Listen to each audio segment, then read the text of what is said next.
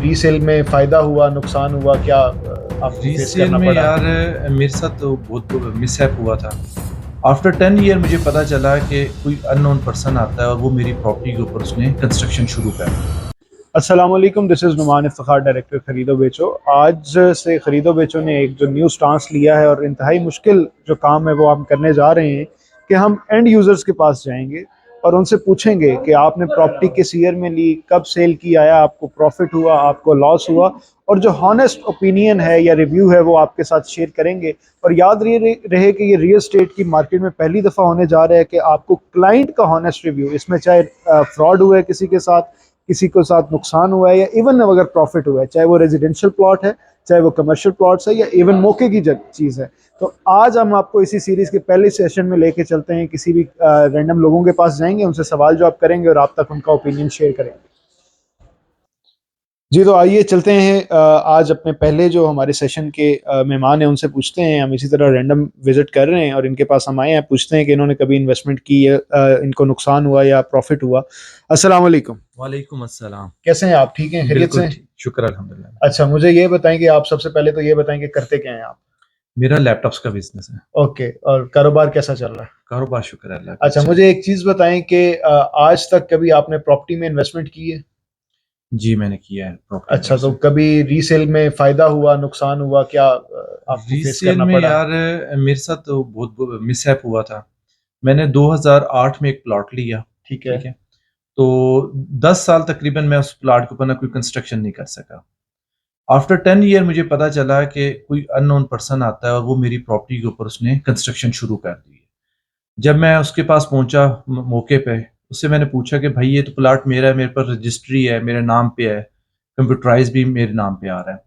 तो उस बंदे ने ये बताया कि ये 2008 से पहले जो है ये मेरे नाम पे प्लॉट था, तो आपको जो डीलर है उसने गलत प्लॉट सेल कर दिया है, आपका ये प्लॉट नहीं है। ओके। तो उस पर तकरीबन मैंने साल 1.5 साल केस भी किया और उसके पीछे मैंने उसको परस्यू भी किया, मुझे रिजल्ट कोई नहीं मिला।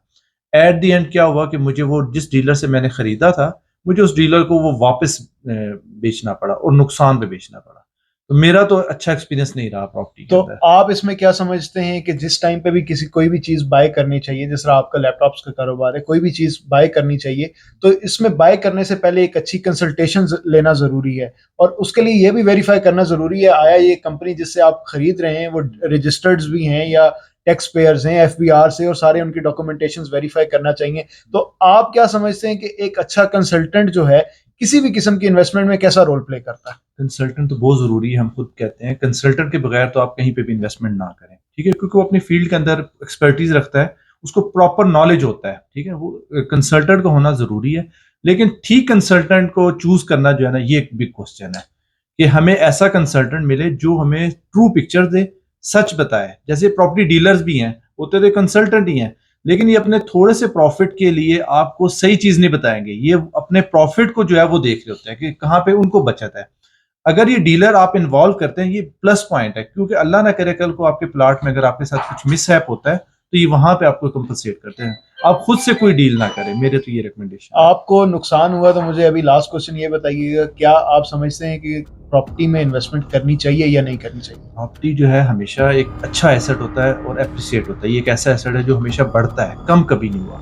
प्रॉपर्टी में इन्वेस्टमेंट करनी चाहिए, लेकिन जो मेन चीज़ ये है वो आप ये देखें कि किस जगह पे आप खरीद रहे हैं प्लॉट को। आप किसी अच्छी सोसाइटी में करें, जिसके जो है वो सोसाइटी का बैक रखने के लिए, जिस प्लाट की कोई भी बैक एंड हो, कोई सोसाइटी अच्छी रजिस्टर्ड हो, उसमें आप बिल्कुल investment. Thank you very much. Thank you sir. अच्छा, यहीं पे इनके बड़े भाई भी मौजूद हैं, इनसे पूछते हैं कि कभी इन्होंने प्रॉपर्टी में इन्वेस्ट किया है और इनको आया प्रॉफिट हुआ है या लॉस हुआ है। तो आइए चलते हैं इनके पास। अस्सलाम वालेकुम। वालेकुम अस्सलाम। कैसे हैं आप? खैरियत से? अल्लाह का एहसान। अच्छा, मुझे ये तो बताएं कि एक तो हमें पता चला आप भी लैपटॉप्स का ही साथ बिजनेस करते हैं। जी हाँ, आईटी का बिजनेस है मेरा, यहाँ पे भी है, इस्लामाबाद में। माशाल्लाह। अच्छा, मुझे ये बताएं कि आज तक कभी आपने प्रॉपर्टी में इन्वेस्टमेंट की है? जी हाँ, की है मैंने। 2007 में लिया था एक प्लॉट, और तकरीबन 2-2.5 साल उसको, बल्कि 3 साल रखा है। तो उसने मुझे अलहमदुलिल्लाह प्रॉफिट दिया है। उसको बेच के फिर मैंने एक और प्लॉट लिया। वो मैंने तकरीबन कुछ 4-5 साल रखा। अल्हम्दुलिल्लाह उसमें से भी अच्छा प्रॉफिट आया मुझे। तो मेरा जो है वो अच्छा एक्सपीरियंस है इसका। अच्छा, तो मुझे ये बताएं कि जिस तरह से हम लोग कहते हैं कि आईटी का आपका बिजनेस है, तो आईटी के लिए एक आईटी प्रोफेशनलिस्ट और कंसल्टेंट की किसी भी बाय करने के लिए एक ज़रूरत होती है, उसको आईटी का नॉलेज अच्छा होना चाहिए। तो मुझे ये बताएं कि प्रॉपर्टी में आप क्या समझते हैं कि एक अच्छी कंसल्टेशन की ज़रूरत होती है या नहीं होती है? आप अपनी मर्जी से किसी भी जगह से कुछ भी खरीद सकते हैं? नहीं, इस तरह तो नहीं कर सकते। आजकल तो जिस तरह का नज़र आ रहा है कि हर तरफ ना फेक मतलब प्रॉपर्टी जो है वो बिकती है। बेचने वाले एक प्रॉपर्टी होती है तो 3-4 बंदे जो है उसको मुख्तलिफ जगह पे बेच देते हैं।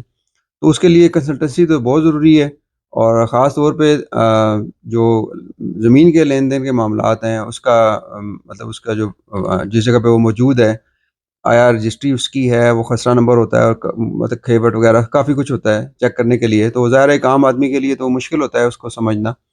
तो उसको ज़रूर किसी अच्छे माहिर बंदे को पहले कंसल्ट करना चाहिए, अपनी तसल्ली के बाद फिर इन्वेस्टमेंट करनी चाहिए। अच्छा, मुझे ये एक चीज़ बताएं कि हमारे यहाँ बहुत सी डिफरेंट किस्म की इन्वेस्टमेंट्स होती हैं।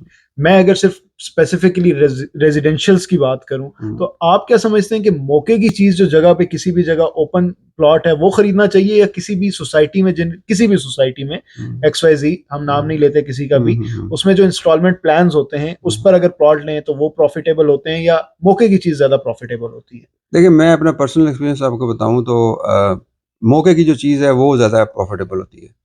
क्योंकि एक तो ये है कि आप जब पैसे दे रहे होते हैं, आपको पता होता है कि आप किस जगह के पैसे दे रहे हैं। आप उसके ऊपर खड़े होके तो ये मेक श्योर कर सकते हैं कि हाँ, ये यही वाली चीज़ है या नहीं। जबकि दूसरी तरफ अगर जाएँ हम, कोई जिस तरह स्कीमें हैं यहाँ पर बहुत सारी प्रॉपर्टी की, तो उनमें ये होता है कि आपको ये नहीं पता होता कि आपकी ज़मीन किस जगह पे है। मतलब वो फाइल्स ही चल रही होती हैं, हवा में ही होता है सारा काम।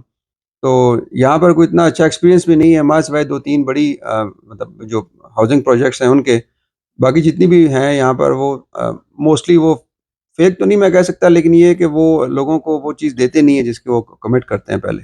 अच्छा, एक लास्ट क्वेश्चन आपसे कि मुझे ये बताएं कि आप क्या समझते हैं कि करंट जो सिनेरियो है पाकिस्तान की, जिस तरह से मार्केट की स्टेबिलिटी है, आप क्या समझते हैं कि इस टाइम पे हम एज एन एनालिस्ट हम समझते हैं कि इस टाइम पे बाय करना चीज़ जो है बहुत अच्छी, डाउन में आपको चीज़ें मिल जाती हैं।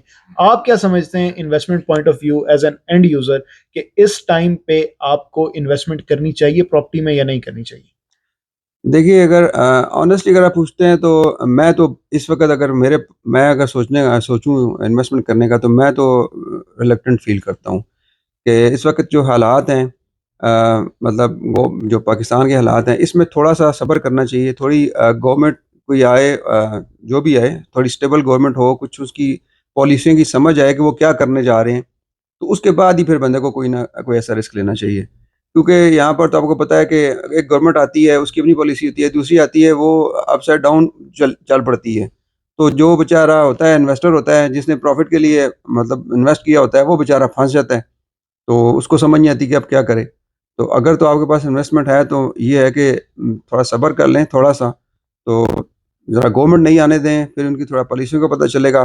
मैं फिर कहूँगा कि किसी अच्छे अच्छे से कंसल्टेंट से ज़रूर आप राब्ता करें और उससे हर एक चीज़ डिटेल्स में पूछें। बल्कि उन्हीं से अगर आप पूछते हैं कि जी मतलब हमें अब करनी चाहिए या नहीं करनी चाहिए इन्वेस्टमेंट, तो वो ज़्यादा बेहतर होता है, क्योंकि वो ऑन ग्राउंड होते हैं। हम तो ख़ैर मतलब सिर्फ़ खरीदने वाले होते हैं, हमें तो उन चीज़ों का ज़्यादा आइडिया नहीं होता।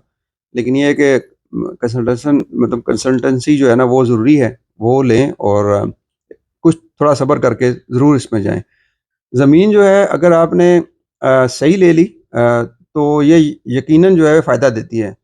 नुकसान उस वक़्त होता है जब हम या कोई भी इन्वेस्टर जो है वो लालच में आ जाता है, तो उसको जो है सब्ज़ बाग दिखाते हैं ये जो मुख्तलिफ़ प्लान्स लेके आते हैं, तो वो बेचारा वहाँ फँस जाता है।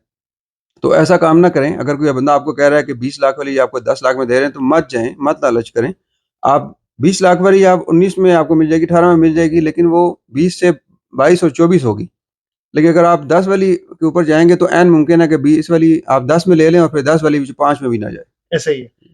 आज आपने देखा कि हम रिव्यू, एक ऑनेस्ट रिव्यू, हमारी कोशिश थी कि आप तक पहुंचाएं, और इसमें मिला जुला रद्द अमल हमारे सामने आया है, और हमारी कोशिश रहेगी कि इसी तरह मुख्तलिफ लोगों का आपका जो है ओपिनियन वो लोगों तक पहुंचाएं और एक ऑनेस्ट रिव्यू के साथ आपके साथ शेयर करें।